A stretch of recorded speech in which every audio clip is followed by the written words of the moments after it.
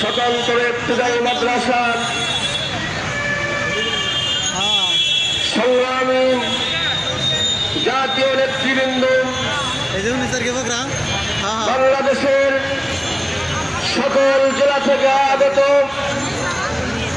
স্বতন্ত্র ইবতিদায়ী মাদ্রাসার সম্মানিত শিক্ষক শিক্ষিকা বৃন্দ, দেশবাসী, আমার সাংবাদিক বন্ধুগণ, আমি আমার জেলা বগুড়া জেলার পক্ষ থেকে সবাইকে মোবারকবাদ জানাচ্ছি। সেই সাথে আমি বাংলাদেশের শিক্ষা মন্ত্রণালয় তথা শিক্ষা উপদেষ্টার দৃষ্টি আকর্ষণ করছি। সবার প্রথমে আপনারা নিশ্চয় জানেন, এদেশের নাহিদ নামে এক নাস্তিক এদেশের শিক্ষামন্ত্রী হয়েছিল। কতবার আমাদেরকে ইবতিদায়ী মাদ্রাসা জাতীয়করণের আশ্বাস দিয়ে এই রাস্তা থেকে আমাদেরকে খালি হাতে বিদায় করে দিয়েছিল। কোথায় সেই শিক্ষামন্ত্রী নাহিদ? সংগ্রামী দেশবাসী, সংগ্রামী ইবতিদায়ী মাদ্রাসার শিক্ষক শিক্ষিকা বৃন্দ, আমরা ভেবেছিলাম একজন মহিলা মানুষ অত্যন্ত নরম হৃদয়ের হয়ে থাকে, ডক্টর দীপমণি, তিনি শিক্ষামন্ত্রী হওয়ার পরে এই প্রেস ক্লাবে আমাদেরকে শরবত পান করিয়েছিলেন আর আমাদেরকে বিদায় করে দিয়েছিলেন।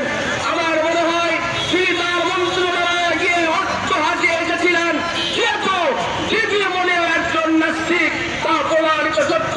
সম্মানিত দেশবাসী, আমার শিক্ষক বৃন্দ, বর্তমান সরকারের দায়িত্বশীল নেতৃবৃন্দ, কর্মকর্তা বৃন্দ, মনে করিয়ে দিতে চাই, যারা ইবতিদায়ী মাদ্রাসার শিক্ষক শিক্ষিকাদেরকে 40 বছর বঞ্চিত করেছে, তাদের ইতিহাস একবার তাকিয়ে দেখুন।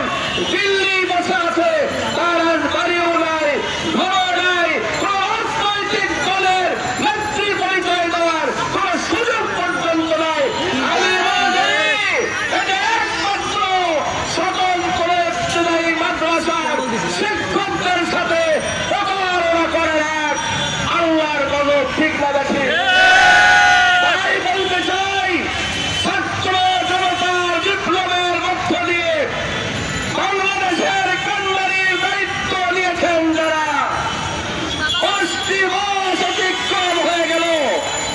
যখন রাস্তা আন্দোলন হয় 24-এর 5ই আগস্টের পরে, আমি তাদেরকে প্রতিবাদ করেছিলাম, কেন এই সরকারের কাছে এত তাড়াতাড়ি আন্দোলন করতে হবে, দাবি দেওয়া চাইতে হবে। আমার বিশ্বাস ছিল স্বতন্ত্র ইবতিদায়ী মাদ্রাসাই কেবল একমাত্র বাংলাদেশের সবচেয়ে বৈষম্যের 1 নম্বর তালিকায় আছে, ঠিক না? 40 বছর আমরা বেতন পাই না, আমরা যে বৈষম্যের শিকার, আমরা যে বঞ্চনার শিকার, তার প্রমাণ আমাদের দেশের প্রাথমিক শিক্ষা আমাদের 10 বছর পরে হওয়ার পরেও তারা জাতীয়করণ হয়েছে, ঠিক না? ঠিক।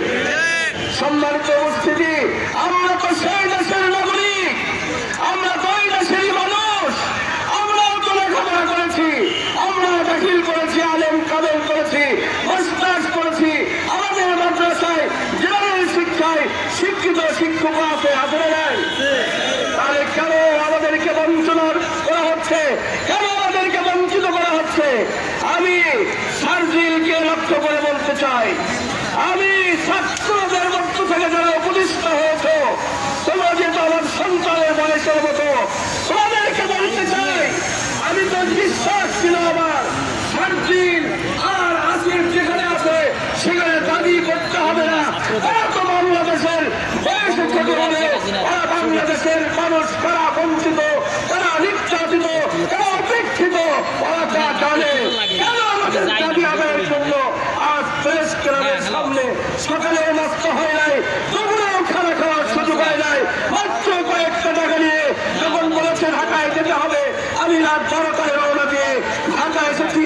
জিজ্ঞাসা করতে চাই, এই বাংলাদেশে, এই বিশ্বময় বাংলাদেশে কেন অনাহারে থেকে আমাদেরকে প্রেস ক্লাবের রাস্তায় দাঁড়াতে হবে? আমরা সরকারের পক্ষে, আমরা কোনোদিন কোন সরকারের বিপক্ষে খারাপ আন্দোলন করিনি, আগামীতেও করতে চাই না।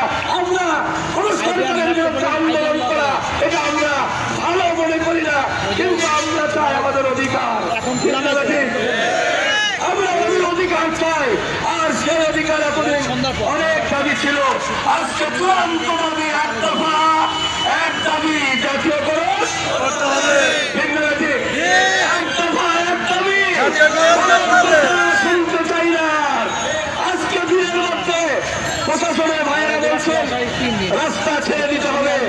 পরিষ্কার বলে দিতে চাই, 40 বছর বঞ্চনার শিকার 1 ঘন্টার ভিতরে জাতীয়করণের দাবি মেনে নেবেন, ঘোষণা দিবেন, আমরা বাড়িতে চলে যাব। সম্মানিত উপস্থিতি বলতে চাই, এবার আমরা বাড়িতে যেতে চাই না। তার মানে দলীয় সরকাররা বলতো এরা অন্য দলের লোক, তাই বলে আমাদেরকে দাবি পূরণ করে নাই।